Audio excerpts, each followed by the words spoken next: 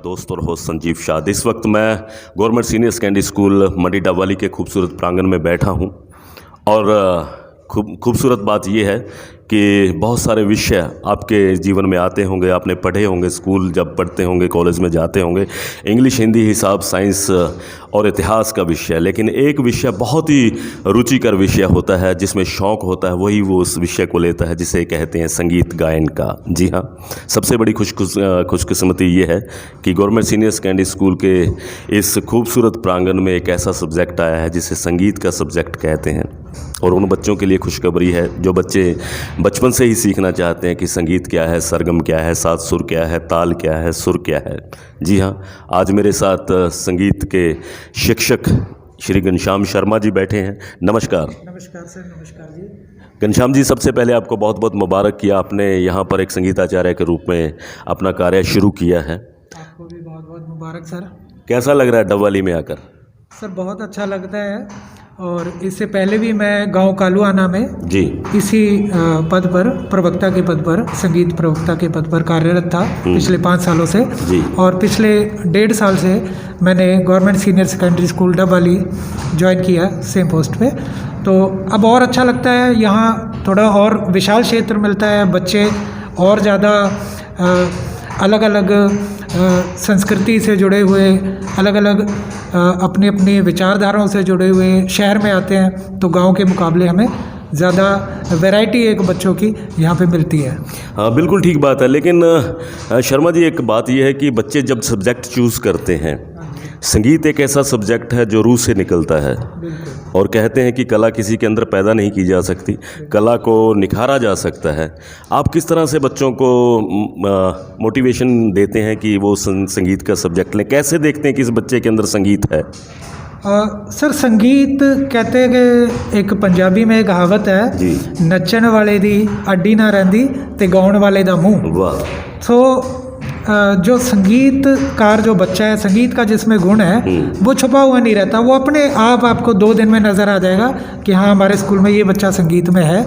तो जो बच्चे इस तरह के होते हैं, फिर उन्हें हम प्रेरित करते हैं कि वो संगीत को एज ए सब्जेक्ट भी करें, ताकि अगर उन्हें आगे जाके इसी फील्ड में नौकरी भी करनी हो तो उनके लिए आसानी हो, ताकि उनके पास डिग्री हो, डिप्लोमा हो बाकायदा, और जिससे वो नौकरी भी ले सके संगीत के क्षेत्र में। बिल्कुल, मैं यही पूछना चाहता था कि इस सब्जेक्ट के बारे में आगे क्या संभावनाएं हैं कि बच्चे ये सब्जेक्ट लेकर बीए में म्यूज़िक ले लें, एमए म्यूज़िक कर लें, पीएचडी म्यूज़िक कर लें, उसके बाद क्या संभावनाएं हैं? क्या इसको रोज़गार का दौर बना सकते हैं हम? बिल्कुल।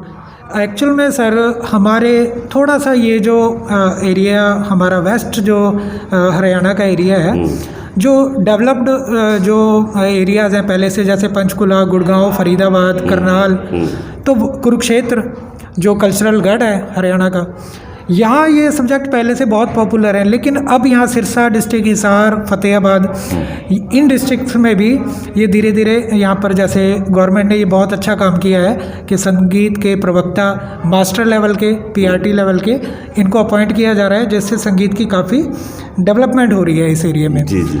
और जो आपने बात की स्कोप की, तो इसमें जेबीटी पोस्ट से लेके मास्टर पोस्ट और प्रवक्ता की पोस्ट, ना केवल सिर्फ स्कूल तक, अगर इसमें बच्चे आगे जाके पीएचडी करते हैं, म्यूज़िक में एमए करते हैं, पीएचडी करते हैं, नेट करते हैं, तो वो कॉलेज और यूनिवर्सिटी लेवल पर असिस्टेंट प्रोफेसर के जो ऊंचे ऊंचे पद हैं, वहाँ तक वो बच्चे पहुँच सकते हैं। वाह, क्या बात है।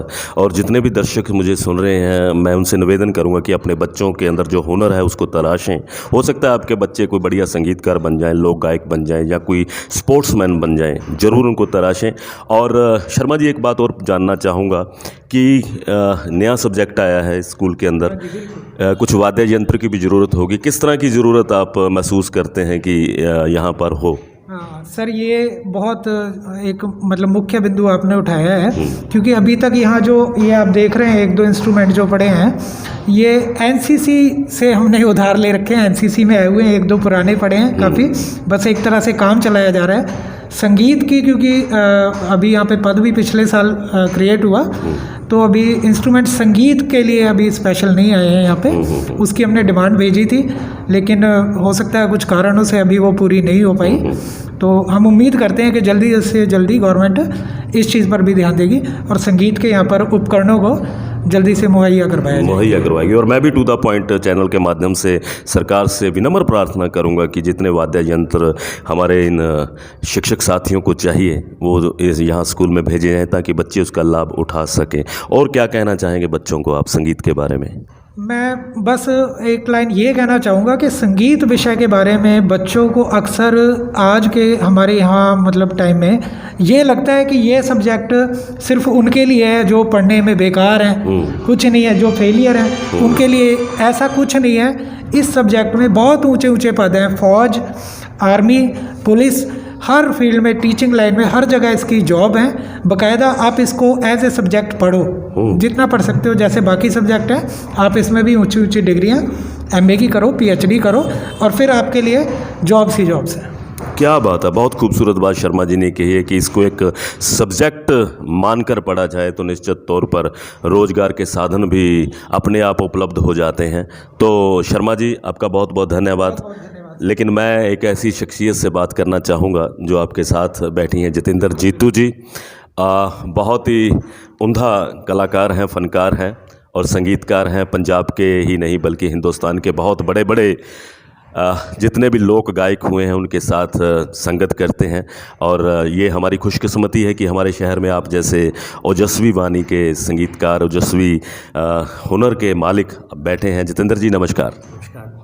कैसा लग रहा है बच्चों के बीच में आकर? बहुत अच्छा लग रहा है संजीव जी, बहुत मज़ा आ रहा है। बच्चों को पढ़ाने में अच्छा लग रहा है। बच्चों को पढ़ाने में मज़ा आ रहा है। लेकिन जितेंद्र जीतू जी, मैं एक बात और भी कहना चाहूँगा कि आप प्रोफेशनल सिंगर्स के साथ भी काम करते हैं, बड़े बड़े आर्टिस्टों के साथ काम करते हैं और एक ऐसे बच्चे के साथ भी काम करते हैं जिसको हारमोनियम पर बैठना नहीं आता, तबले पर हाथ चलाना नहीं आता। तो इस स्थिति को कैसे मेंटेन करते हैं आप? जी, इस दौर से एक्चुअली हम सब लोग होकर के निकले हैं और हमने जैसे अपने गुरुओं से सीखा, सेम हम वही चीज़ें जो गुरुओं की सिखाई हुई है वो हम अपने बच्चों पे अप्लाई करते हैं कि उनको किस तरह से सिखाया जाए, स्टार्टिंग कैसे की जाए उन बच्चों की। तो बस इसी तरह से चलता रहता है, इसी तरह से चलता रहता है। और जितेंद्र जीतू जी के बारे में मैं बताना चाहूँगा कि छोटे बच्चों को हाथ पकड़कर उनकी उंगलियों तबले पर बजाना और हारमोनियम पर रखना और समूह गान करवाना निश्चित तौर पर बहुत मुश्किल काम होता है। लेकिन इन्हीं के तराशे हुए जो बच्चे जब मंच पर जाते हैं तो एक धमाल मचा देते हैं। बड़े बड़े राज्य स्तरीय कार्यक्रमों में आपने भाग लिया, आपके पूरी टीम ने बड़े प्रथम पुरस्कार भी जीते हैं। क्या कहना चाहेंगे बच्चों को संगीत के सब्जेक्ट के बारे में? मैं तो ये कहना चाहूँगा कि कुछ बच्चे ऐसे हैं जिनमें बहुत सारा गॉड गिफ्टेड गुण होता है, लेकिन वो बच्चे अपनी दूसरे सब्जेक्ट की वजह से या अपनी मजबूरी की वजह से वो म्यूज़िक फील्ड को आगे नहीं बढ़ा पाते हैं। बट मैं ये बच्चों को कहना चाहूँगा कि जिन बच्चों में ये हुनर है तो उनको आगे आना चाहिए, इस विषय का फ़ायदा उठाना चाहिए ताकि वो भविष्य में इस लाइन को भी अपना बना सकते हैं, इन फ्यूचर इसको अपना सकते हैं। बिल्कुल, बच्चों को आगे आना चाहिए और भविष्य बनाना चाहिए, क्योंकि ज़िंदगी एक अदा, एक हुनर, एक कमाल है। जिसको जीना नहीं आता वो मर जाता है। और माँ सरस्वती का चित्र यहाँ पर लगा हुआ है और कहते हैं कि जिस बच्चे के अंदर हुनर होता है उसका व्यक्तित्व भी बहुत खूबसूरत निखरता है, और जब व्यक्तित्व खूबसूरत निकलता है तो राष्ट्र निर्माण में अहम भूमिका निभाता है। तो टू द पॉइंट, शाद की तरफ से आप दोनों महानुभाव को शुभकामनाएं। जी, हमारी तरफ से भी टू द पॉइंट ज़िंदगी को बहुत बहुत धन्यवाद। ज़िंदगी को जिंदाबाद। और आप बच्चों को यूं ही तलाशते रहें, मुस्कुराते रहें और मुस्कुरा कर कहें ज़िंदगी जिंदाबाद। संगीत के 7 सुर हैं, 7 रंग हैं और इन्हीं रंगों में, इन्हीं सुर में एक गीत छुपा होता है। जो गीत होता है वो प्रीत से जुड़ा होता है और जो प्रीत होती है वो दिल से जुड़ी होती है। और कहते हैं कि दिल से की गई बात निश्चित तौर पर दिमाग पर असर करती है। और इस वक्त मैं स्टूडेंट्स के साथ बैठा हूँ और मेरे साथ +1 के स्टूडेंट हैप्पी हैं जो अपना अनेकों एक सब्जेक्ट पढ़ते हैं। उन्हीं सब्जेक्टों के साथ संगीत का सब्जेक्ट भी इन्होंने लिया है। हेलो हैप्पी, कैसे हैं आप? बढ़िया सर। आप? कैसा लग रहा है संगीत का सब्जेक्ट लेकर? बहुत अच्छा लग रहा है सर। मैं आपसे पूछ सकता हूँ कि आपने संगीत का सब्जेक्ट क्यों लिया? हाँ सर, बिल्कुल पूछ सकते हैं। जी, क्यों लिया?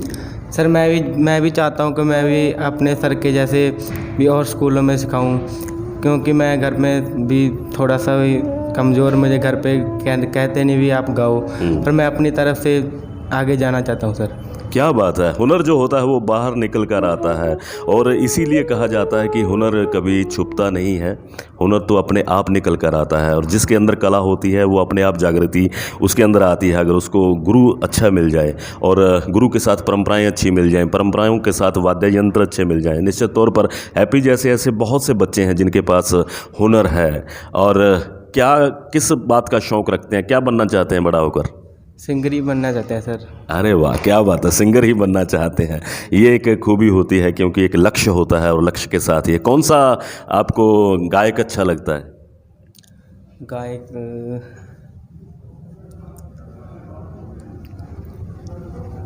बस सर ये अच्छे लगते हैं।